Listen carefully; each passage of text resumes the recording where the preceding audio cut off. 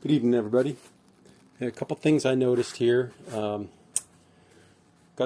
got the top end of the car down, and I had heard sound like a little bit of a ticking on a couple of valves here using my stethoscope, and a couple of valves on this side. But what I noticed here, and I don't know if we can see it. Let me see if I can get my flashlight. Take a look. If you look up here, the anodized coating is wearing off, where it looks like it's basically been rubbing against the back of the polylock, and a lot of them, I took them all apart, but a lot of them did have like a line back here. And if you notice, I don't know if my camera's going to catch it up, but you'll see some of the anodizing has been worn off on the back here. So that leads me to believe we probably had the push rods we had in here were probably too long.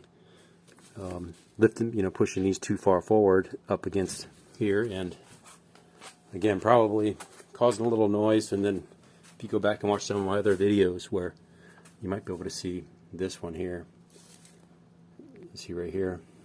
But a lot of them, I was trying to isolate if it was just intakes or exhaust, but here's another one you might be able to see a little better, right here.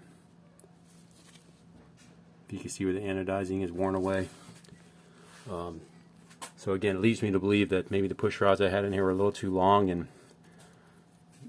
causing the rocker to come up and touch the polylock there. So, and again, that would also explain, I think last year when we were breaking these ARP studs. So I went ahead, and of course I got 5 or 6 sets of push rods over here. So I went, I had 6 7s in there, and I went ahead and put in a set of 6 6.5s. Got these Manleys. Bought these Manley push rods, and I've had these for a while. Here's the tag. 665 links.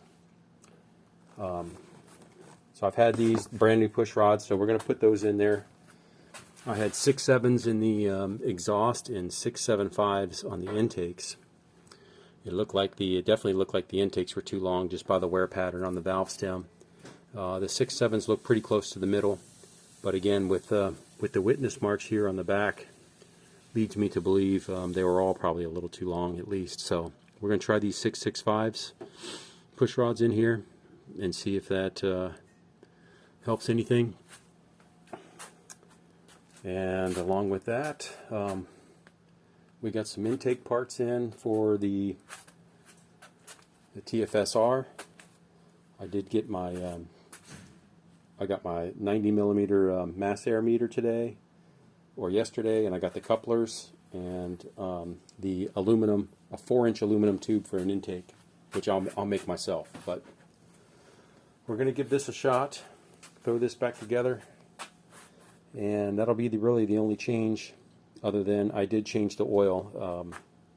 I went ahead and put 20W50 in here so we can test the nitrous out. I'd rather have a little bit thicker oil in here than not.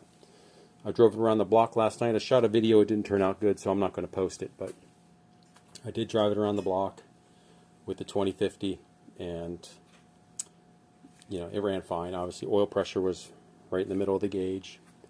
But one thing I wanted to do also was, when I changed the oil, I noticed the old oil that came out actually had a pretty strong gasoline smell. So I wanted to check the plugs, and probably I don't have very good light right here. But anyway, the only ones that look like they're different than the others are 3 and 4. Have a little bit more sit to them. I don't know if it's anything alarming, but I wanted to get it on video and see what anybody else saw. So this is 1 through 8. So 1 and 2, 1, 2, 5, 6, 7, and 8 all look almost identical.